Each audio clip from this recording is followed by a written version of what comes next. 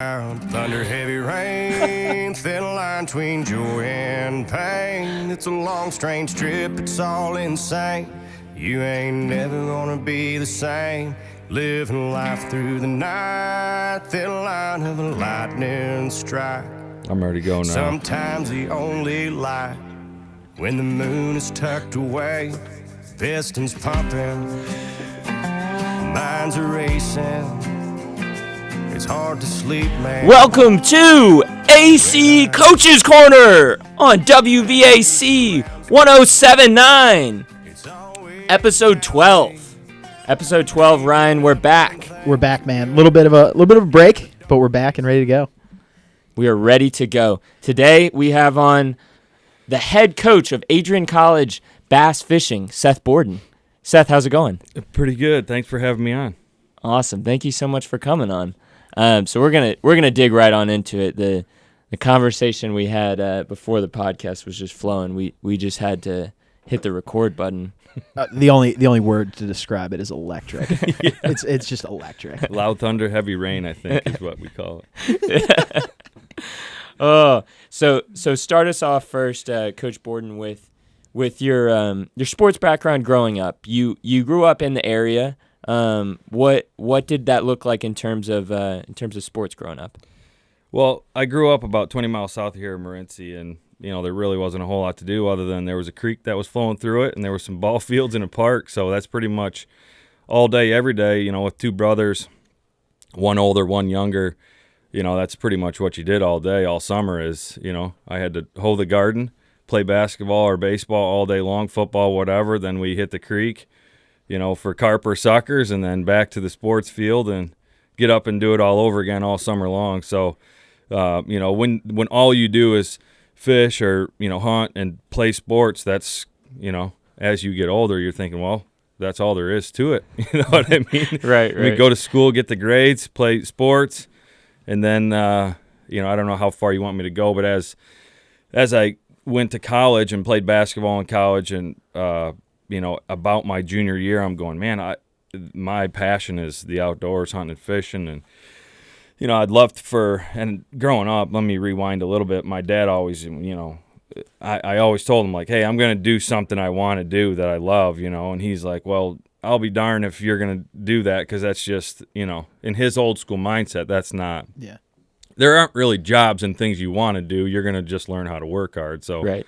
I got the whip cracked on me my whole life pretty much. Like, hey, you're gonna figure out how to work regardless of what you do, which now has made my life a whole lot easier. But I was definitely pretty focused on finding something in the outdoor industry. And then about my junior year, as we talked about a little earlier, when we went to the national championship, one of our sponsors was Big Cedar Lodge Bass Pro Shop. So that kind of perpetuated or spiraled, what opportunities could potentially be out there as far as moving forward in the outdoor industry. And so, when I graduated college, I did my internship at Bass Pro Shops, I guess somewhat coincidentally. But from there, most of my jobs from when I graduated college to now had all been as reps in the hunting and fishing industry for Rapala and Pradco and, big conglomerate companies that own 12 or 15 other outdoor companies, which have all, in a really cool way, culminated with, all the partnerships that we now have as part of our team and program were all previous relationships from all those previous jobs. So I don't know. I'll let you get back and ask another specific question, because sometimes my bird dog nose gets going in a million different places. So, well, that's pretty awesome. Being a stud basketball player, from what I hear, are you getting out on the intramural floor playing some hoops? Are we still shooting around? We played intramurals maybe 3 years ago, and even though my athletic skill set is dwindling, my mind of how bad I want to win and how bad we're going to go after this is still way up there.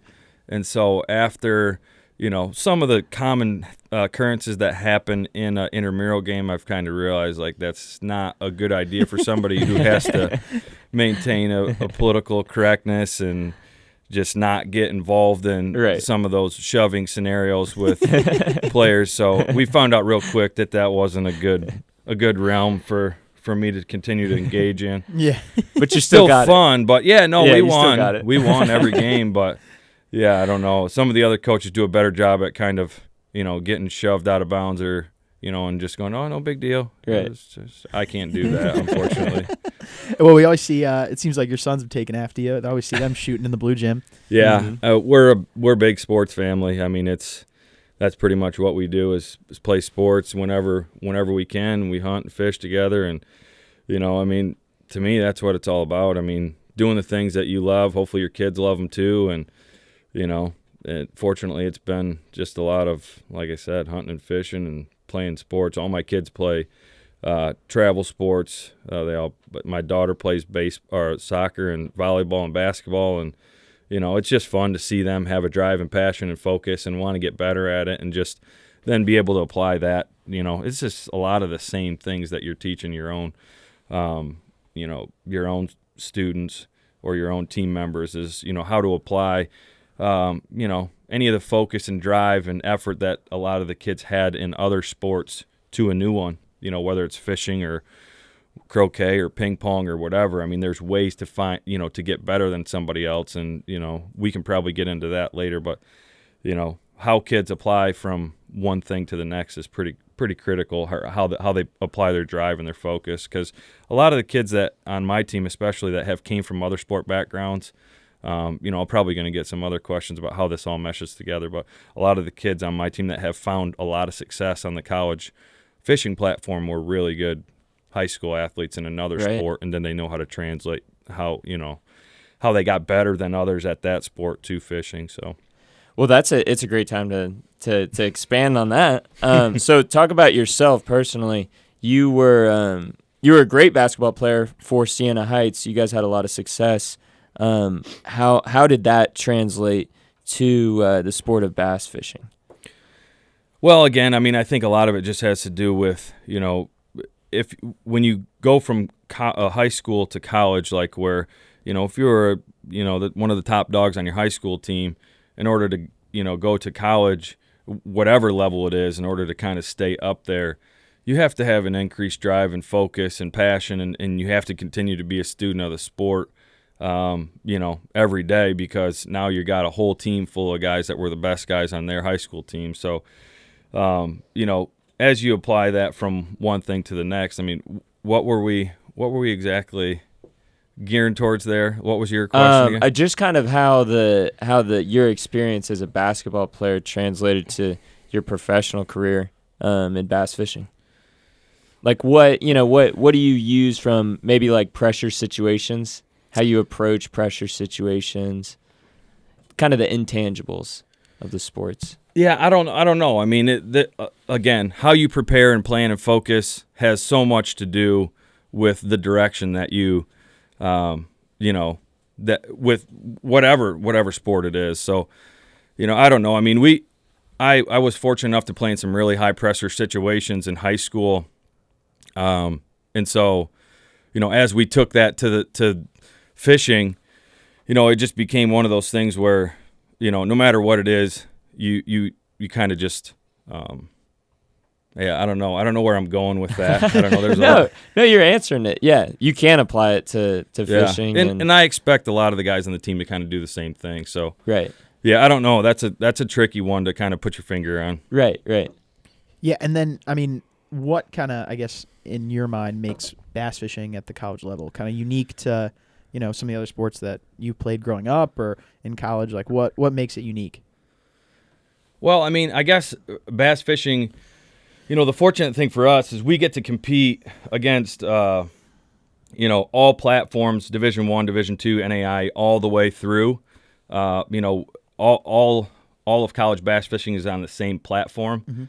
Mm-hmm. And so, to have the opportunity to compete not only against Division III schools, but NAI schools all the way up, kind of creates a unique scenario where, it's one angler or team skill set against another, regardless of what their, affiliation is, whether it's Division I, Alabama, or Florida, Georgia, Texas. A lot of the southern schools have teams. So it creates a really unique, cool platform for, Division III kids to compete against any of the big schools. It's just, It's going fishing, figuring out how to can put the conditions of that day and that lake, and just put the whole puzzle piece together better than all those that you're competing against, regardless of what size school they're affiliated with. So, there's a lot of really cool things with how it's televised, how it's marketed, just all that stuff. I mean, that leads into a whole nother sector Yeah. of this sport, but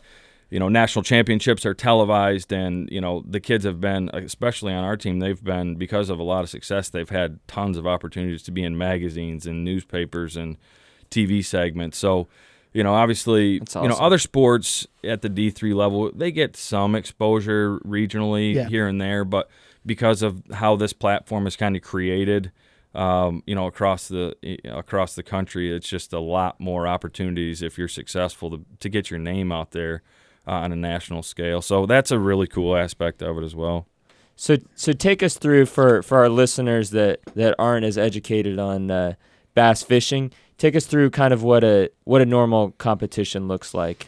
We talked before, it's 3 days, correct? Yeah. So I mean, I don't know how far before an event you want me to start, but essentially, as I have these discussions with my recruits, essentially, it's every tournament is probably a 3-week long scenario where a week to a week and a half goes into clearing up your schedule academically, as well as kind of studying the lake maps, topography of that lake, looking at aerial photos to kind of identify, what that lake looks like. There's so much technology out there today that you can actually get a lot of information from previous events that have happened at those fisheries, to looking at the aerial photos, to looking at, your maps on your electronics that are on your boat that allow you to have a good foundation of what you're trying to do before you get there. And that's all stuff that takes place before you even leave. Okay.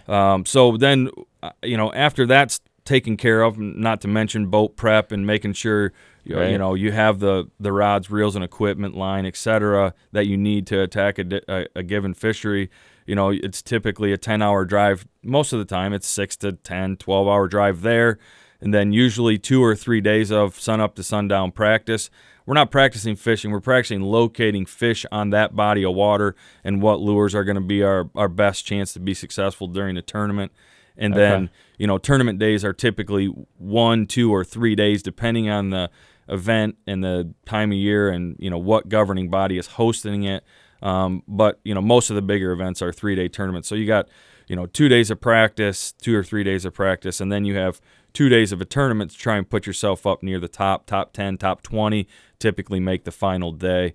And then the final day, it's the weights don't reset. It's a cumulative, I guess we'd take a step back. Like as you weigh in, each 2-man team brings in their 5 biggest fish that are over the length minimum for that lake. And then, you weigh in 3 days in a row of your best 5 fish, right. And this stacks up how you stack up against all the other teams. So, and then not to mention, as you're going about it and you're getting time on stage to talk about your plan and, how it's worked out or how it hasn't, then you're in full promotion marketing mode. You're talking about your sponsors and how they, have helped you, get to where you're at and how their products are, superior to others. And so you're spinning that into everything. And then, then you got a 10-hour drive home and, it's Monday morning, boys. I'm going to be in my office at 7:30 and your butt's going to be in class because, I'm not going to tell you to do something I'm not going to be willing to do. So right. I don't know. I mean, it's a pretty crazy scenario. You see a lot of kids with deer in the headlights look like, whoa, I like to fish, but this is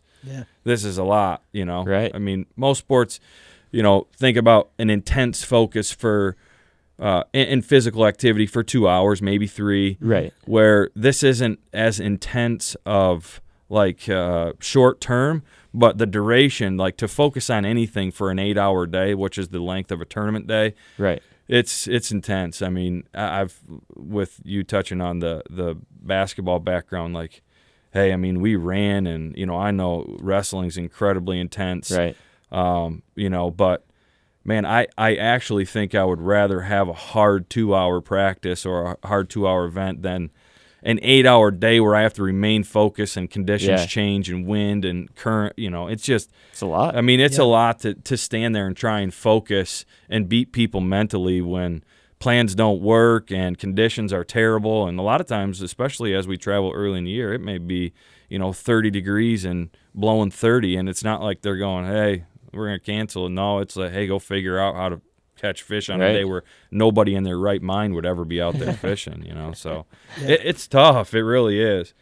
Unless you've been through it, you kind of wouldn't, like, you go, it's just fishing. Well, it's I mean, these kids are casting and making decisions and changing lures and, just trying to figure the something out for 8 hours, It's crazy. It's crazy in a different way. That's awesome. That's super cool. And it kind of seems like you're, it almost sounds like the preparation for any other sport too. Like you're watching film, like trying to get a game plan together, practice the game plan, go out and execute. Like it's kind of I mean, it doesn't, like you touched on before, it really doesn't matter the sport, the process and kind of the equation to success is the same. It's just how do you tweak that equation to make it apply to bass fishing in this particular case, or really any sport. But yeah, it's gotten pretty crazy and it's gotten intense across the country, from a competitive standpoint, because there are, winnings on the line and there are scholarships, for college, if high school kids, now a lot of the prizes are scholarships to, put towards their college education if they win it in high school tournaments and stuff. And there's All-State, All-American. Probably, I think almost 50 states now have some following in the high school scene. So it gives, the conduit of, high school to college. So, it's grown by leaps and bounds. Really around 2005, 2008 is when it really kind of took off. There's been college fishing here and there for 30 years, but it really kind of accelerated, 2005, 8-ish, So. Well, awesome. This is a great place to stop, and we will, that was our first segment. We'll come back and talk more a little about the program here at Adrian College and how you guys have been so successful so quickly. This is AC Coach's Corner on WVAC 107.9. Through the night, thin line of a lightning strike. Sometimes the only light when the moon is tucked away, pistons pumping, minds are racing. It's hard to sleep, man, when I'm shaking. Bad news surrounds me. It's always found me creeping up when things are good. Yeah, the dark days find a way. Loud thunder, heavy rain, thin line between joy and we'll be right back with more of the Coach's Corner here on WVAC 107.9 FM. Adrian College is looking for leaders, student athletes with the tenacity to keep the Bulldogs at the top, the forefront, in and out of the classroom. The Bulldogs are looking for talent, character, hard work, grit, leaders who can electrify sold-out crowds, gut out a last-line shift, will their team to victory, hit a grand slam in the bottom of the ninth, and be a part of a legend in the making. Think you have what it takes to become a Bulldog? Visit adrian.edu to learn more. If there was one word I was going to use to describe the communication arts program at Adrian College, it would be unique. Students find themselves on the radio, in front of and behind the camera, and directing their own programs. Students learn in a personalized environment that sets them up for a world of opportunities. Are you ready for your moment in the limelight? Learn more about the Rush Communications Center and Adrian College's communications program by visiting adrian.edu today. The Adrian College Media Production House provides opportunities for students to learn and grow live on the airwaves, just like Matt Kibbe. I've gotten a chance to create a relationship with coaches and teams and learn more from people instead of trying to teach myself something. Gotten an opportunity to expand my knowledge of sports, hone in on my skills as a broadcaster, learn about equipment in different ways. You get more of a connection with professors as well. Providing opportunities, growing leadership. the Adrian College Media Production House. Thanks for tuning in.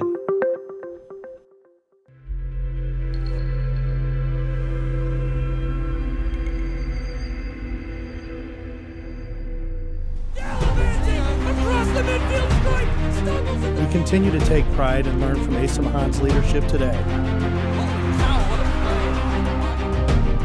Here it goes out there. And the slam! 161 years of commitment to harnessing the power of creativity, ingenuity, community, and academic excellence. I believe that if you get your degree here, the world is going to feel like it's shrinking to you.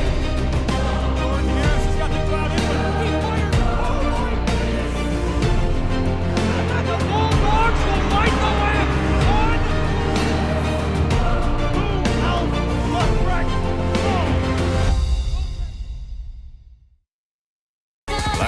Thunder, heavy rain, thin line between joy and pain. It's a long, strange trip, it's all insane. You ain't never gonna be the same. Living life through the night, thin line of a lightning strike. Sometimes the only light.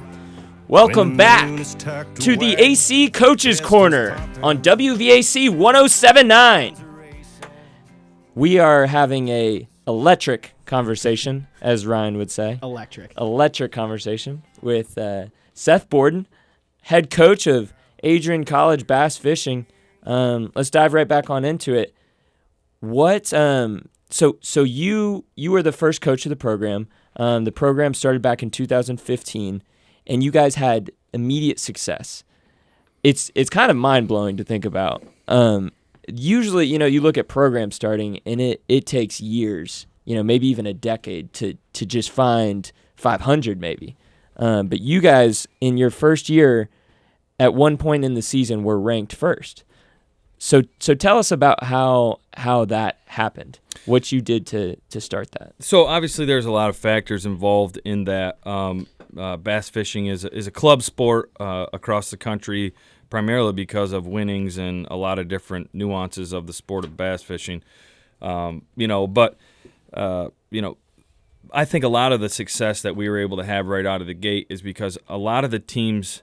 I say when I jumped into this in 2015, there was probably around 20 to 30 institutionally funded teams around the country that had backing and that had a coach that was helping orchestrate and push the team forward. Now there's probably around 100 teams, but within that you had another. If I say 30 teams or 20 coaches when I originally jumped into it, there was still around 700-800 teams in the country, but a lot of those kids were doing it on their own. Like the school knew about their club, and they may have gotten some backing from sponsors from their local community or whatever, but the kids were, the anglers themselves were the one pulling that all together and having to do a lot of the stuff that I take care of for our guys, behind the scenes that kind of distract them from,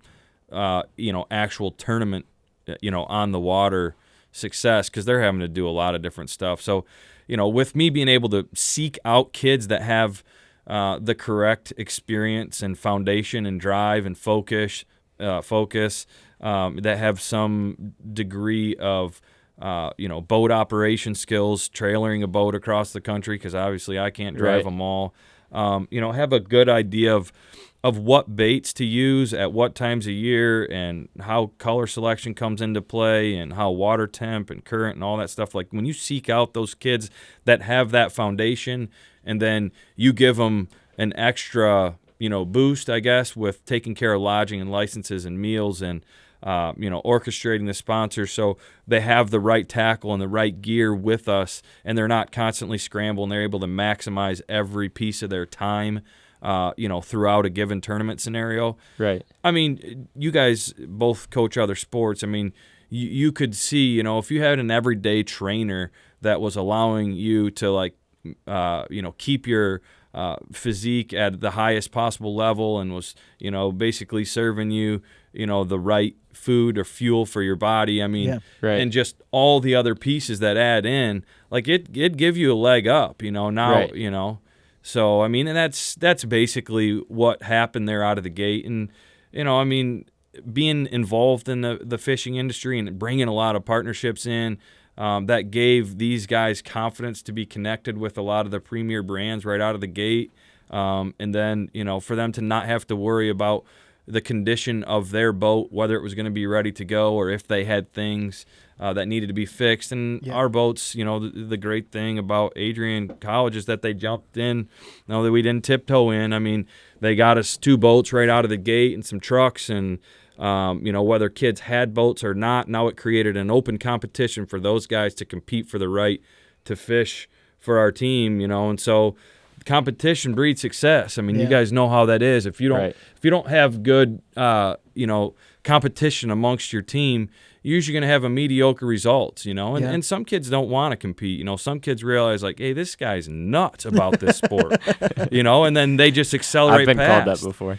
But I mean, you see how it translates. I mean, some kids want to compete and do everything it takes to be a student of the sport and figure out, how to get better, and how to beat teams from, other areas of the country. And some kids are like, whoa, this is way more. I just want to fish. Like, I just want to throw my bobber out there. And, like, that's not it, at all. So, the skill set coming in nowadays from 5 years ago, like the skill set a kid needs to have in order to have a shot is leaps and bounds past what it was at the beginning. Wow. I probably had my first recruiting class was 10 kids, and I had 5 kids that were just infatuated, pure students of the sport, had incredible foundation. We're going to do whatever it takes to get to the next level, and hence, 3 out of those 5 are now either fishing professionally or doing jobs within the fishing industry. Wow. Okay. And those other 5, they still love to fish, but they just don't want that type of fishing's. And I've found myself in this spot a little bit as well, but like fishing is a relaxing thing that most people think of. But like when you apply competition to it, if you're going to be really good at it, it's no longer relaxing. I mean, it's an intense drive, focus. Like I've had to retrain myself, a little bit when I take my own kids out because, when I've fished competitively and, fished at a high level and won some boats and won some stuff and, had a lot You're being humble. Had a lot of success, but it was now when I take my kids out and they're spilling stuff and tangling lines, like I used to get like super anxiety because like I'm getting behind. Even though we're just out fun fishing, I'm getting behind in this tournament. That's just me hanging out with my kids fishing. Yeah. And so it's been, fishing is, even though it's one of my passions, it's when it's your job and, you're measured by standards and success and there's rankings and stuff, like it's taken on a whole nother level of, work, For sure. One of the things that I'm curious about is like you said, when you first started, there's 20, 30 coaches. Like that's a pretty small fraternity of people that are doing that full time.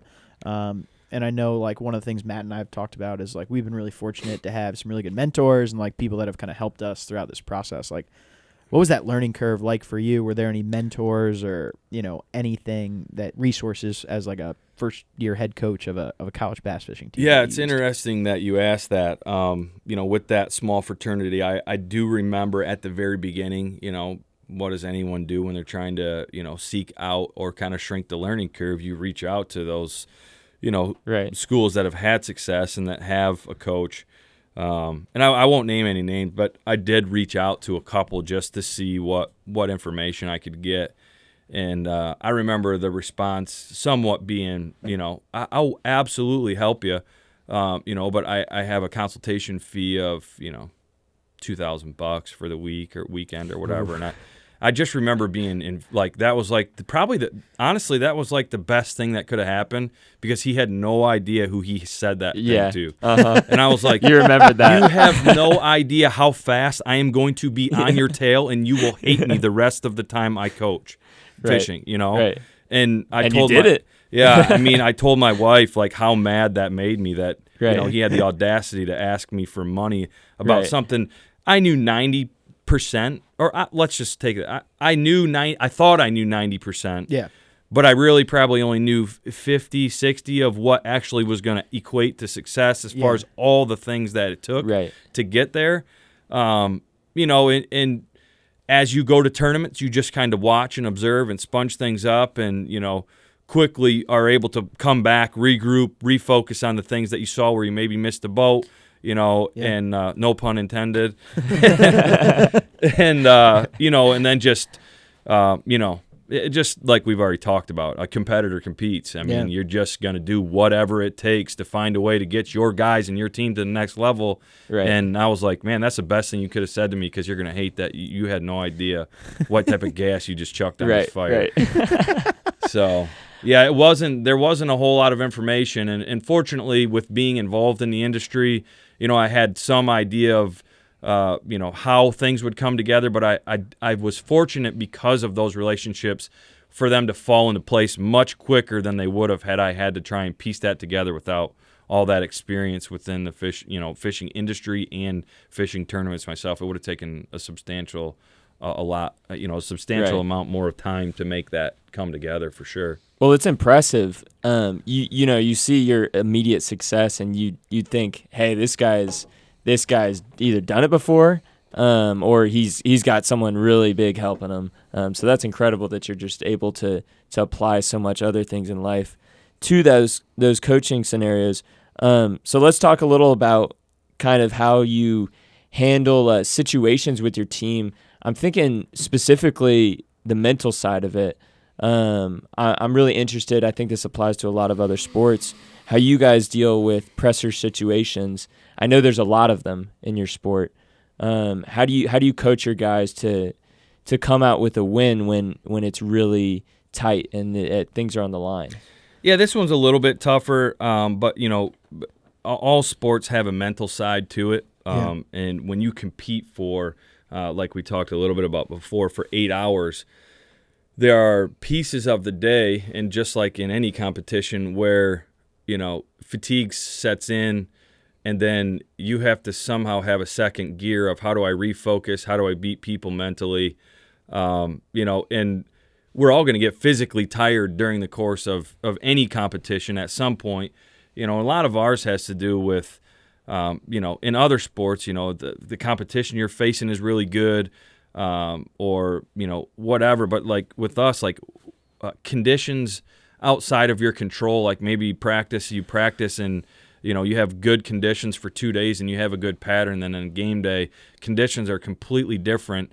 And so with not having a ton of history on that body of water, having some idea of what things, you know, to methodically work through and figure out, hey, this is, you know, this is a process of elimination. How quickly can I get from now having the carpet ripped out from underneath me back to, you know, the success that we had the last couple of days in practice by switching techniques, by switching how fast you're fishing, by making those adjustments. And some kids, they can focus pretty good for the first 3 or 4 hours, but if it doesn't, like if they're still don't have any fish in their box at, you know, halfway through the tournament, some of them have that catalyst and Fourier type moment of we are going to figure this out in the next 30 minutes, 20 minutes, half hour, 2, whatever it takes. And some of them are just like, dude, it's just not going to happen. And that's halfway through the event. So, you know, we talk a lot about like, you do not have the right to fold it until it is 5 minutes from you being back to weigh in, you know, on time to pull the trolling motor up and go. It's just, I mean, it's constantly do not give up until you have to pull that trolling motor up and go in. Right. Because, you know, it's entirely possible, and especially my best guys, even if they struggle early, they get this second gear of it is going to happen. I just have to work through and stay the course, you know, and some kids are better at it than others. And, you know, I mean, that's why you have winners and losers. I mean, that's just how things work, unfortunately. Yeah. It's resiliency. Yeah. Resiliency is so huge. Yeah, it is. In all sports. And I especially love the part about the weather that you're talking about. In cross country, we deal with that a lot and just conditions changing, but, you know, having to just remember that everyone's dealing with the same thing. Yeah. Yeah, we're in a gym. We don't really have to worry about weather. Weather's never the issue. Right. Some other things, never weather. But you got scouting, and Oh, you know yeah. the competition's Yeah. getting better, and Yeah, they, for sure. You know, some kids do a better job at translating or assessing their opponent's weaknesses from one time when you wrestle them to the next time. Yeah. You know, so it's just it all correlates. It's Yeah. just, you know. And you kind of touched about it earlier. The one thing that I'm sure you've seen too is just the growth of competitiveness at the college level. Yeah. At all three levels is unbelievable. Yeah. And you see like the athletes that we have at Adrian College in every sport compared to, you know, what it probably was at one point, and then now, like, even like watching videos of little kids wrestling, you're like, geez, these kids are technically like way beyond I was at 10 years old. When I recruit kids, I mean, I kind of give them this stare in their eye when I recruit them, like, are you willing to compete for the right to fish? Because if they're not willing to compete, they can't. They're probably not going to have the girlfriend they want. They're not going to have the job they want. Right. Yeah. And the list goes on and on and on and on Mm-hmm. and on. And in a competitive scenario where I am, you know, we're doing everything we can to put. I'm doing everything I can to put my best spots in a position to be, or my best anglers in a position to be successful. If you don't relish the opportunity to compete and get better and remain a constant student of the game, you will not fish. And I don't want you to be shell-shocked by the fact that this is fishing, but it is competitive.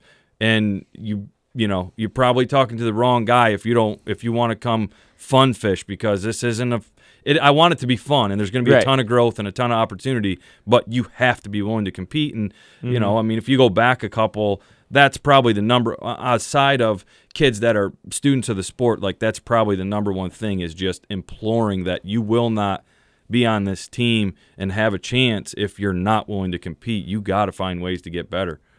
Right. So I'm ready to compete right now. I'm ready to run through a brick wall.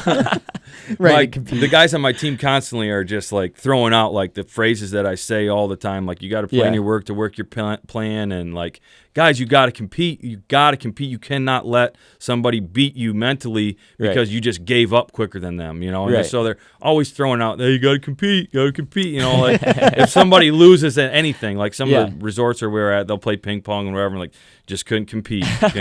You know, so everything's gotten to be a big joke. You know, at times, but. I mean, that's what it boils down to. The intangibles are so big, and I mean, I'm sure you know, you can have everything. You can have the foundation. You can know so much. You know, in running, you can be so well trained, but if you're not ready to compete and be resilient in situations, then 100%, you're not going to win. Dude, this has been an awesome episode. Coach, Coach, thank you so much for coming on, and we really appreciate it. Absolutely. I feel like I know more about how to win now. Yeah, I'm ready to win. Yeah, thank you, Coach Borden, for being with us. And this has been episode 12 of the AC Coaches Corner on WVAC 107.9. You ain't never gonna be the same. Living life through the night, thin line of a lightning strike. Sometimes the only light when the moon is tucked away, pistons pumping.